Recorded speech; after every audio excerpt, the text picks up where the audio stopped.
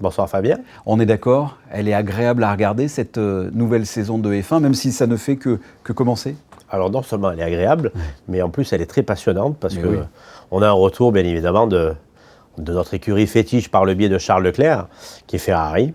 Et oui, c'est très passionnant cette début de saison. Enfin, Charles Leclerc qui peut montrer de quoi il est capable avec une bonne voiture.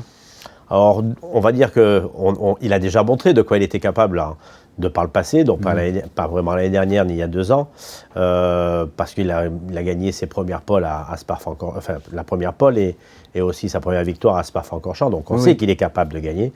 Là, mais la voiture n'était pas forcément là. Voilà, cette année, on va dire que les compteurs sont repartis à zéro. Tout le monde a retravaillé à partir d'une page blanche. Et on voit depuis Barcelone, effectivement, que la Ferrari est compétitive depuis ses premiers tests à Barcelone et bien évidemment sur les 3 premiers Grands Prix, avec 2 poles et 2 victoires. Et une place de deuxième pour le 3e Grand Prix, oui, il ne faut pas l'oublier. On est bien parti pour un titre où c'est vraiment trop tôt pour en parler. Oh. On en rêve, mais c'est trop tôt. Tout le monde en rêve. Je pense que sur le kilomètre carré de Monaco, tout le monde croise les doigts et fait des prières à Sainte-Dévote pour que ce début de saison soit pérenne sur l'année. Malheureusement, il reste 19 courses encore. Je ne pense pas que McLaren et consorts anglais, c'est-à-dire Lewis Hamilton, Norris et compagnie, vont se laisser faire encore jusqu'à le milieu de la saison. Donc je pense qu'il va y avoir des réactions au niveau de changement et d'amélioration des F1. Donc voilà, je pense que ça va être un peu... alors on va dire, on prend le bon et puis on verra ce qui se passe après. Mais c'est vrai que pour l'instant, le début, c'est une saison très particulière. Ferrari au top, Red Bull qui a une bonne voiture, mais qui est des fois défaillante avec des problèmes mécaniques, Mercedes qui est en dessous. Quelle est votre analyse? C'est une saison un peu particulière pour les écuries? Alors bien évidemment, c'est particulier parce que, comme je vous ai dit tout à l'heure, on part d'une page blanche. Donc Ferrari peut-être a eu un peu plus de temps, vu que les voitures, on va dire, sur les 2 saisons précédentes, avaient de graves problèmes de retard. Je veux dire, suite à la pénalité qu'ils ont pris il y a 3 ans concernant la durée d'essence. Enfin, je la fais courte, mais un peu cette idée-là. Il est vrai que Ferrari avait prédit qu'ils se consacreraient à l'amélioration de leur véhicule, de leur F1, sur 2022. Résultat. Oui, ils ont un peu sacrifié les 2 dernières années pour effectivement avoir une super voiture cette année. Ils ont sacrifié complètement l'année dernière, ça c'est sûr. Et on voit que cette année, avec tout le changement, ça marche bien.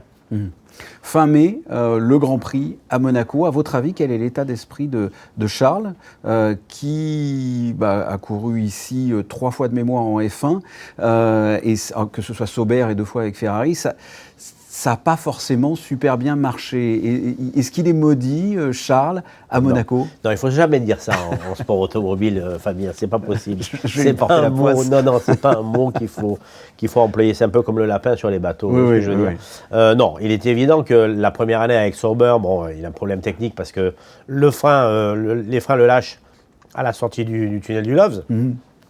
Après, on se rappelle la fameuse Q3 où l'écurie Ferrari le laisse au box pensant qu'il avait fait le bon temps. 2021, pas de Grand Prix, et 2020, pas de Grand Prix, 2021, bien évidemment. Cette petite touchette après la pole qui n'a pas permis à la voiture de repartir. Donc non, je ne pense pas que Charles ait un problème, un souci. Au contraire, il veut bien faire à Monaco, ça j'en suis convaincu. Le seul truc, Monaco, il faut apprendre, et ça se travaille. Et peut-être qu'avec la maturité qu'il a maintenant... Il connaît bien le circuit en plus. Ça oui, mais vous savez tous, aujourd'hui, avec les simulateurs, ils connaissent tous le circuit. Donc voilà, je pense qu'avec la maturité, il aura à cœur justement de faire la pole et enfin de gagner son Grand Prix national. Avec l'évolution des voitures, est-ce que ce circuit, le circuit de Monaco, est favorable aux Ferrari qui, de mémoire, sont meilleurs en ligne droite, ou plutôt Red Bull qui sont bons dans les virages? C'est un circuit qui est adapté pour quel type d'écurie pour cette saison? Le problème, c'est que cette année, les voitures sont beaucoup plus larges, beaucoup plus lourdes. Avec Ferrari, on voit que, évidemment, sur les Grands Prix, avec de grandes lignes droites, ils ont une capacité à aller plus vite. Parce qu'on a vu, même sur le dernier Grand Prix, quand Verstappen, avec le DRS, dépasse Charles, une, deux fois derrière, ce qui s'est passé, Charles a repris la tête de la course. Monaco, c'est vrai que c'est un Grand Prix atypique. On le sait tous, plus besoin de le dire. Il faut voir. Cette année, on part vraiment dans l'inconnu de par le fait où ces voitures sont beaucoup plus larges et beaucoup plus lourdes. Donc, peut-être il y a certaines écuries qui vont revenir, celles qu'on ne s'attend pas. Peut-être il faudrait voir Alfa Romeo avec un moteur Ferrari. Peut-être une super forme sur l'occasion de Mercedes.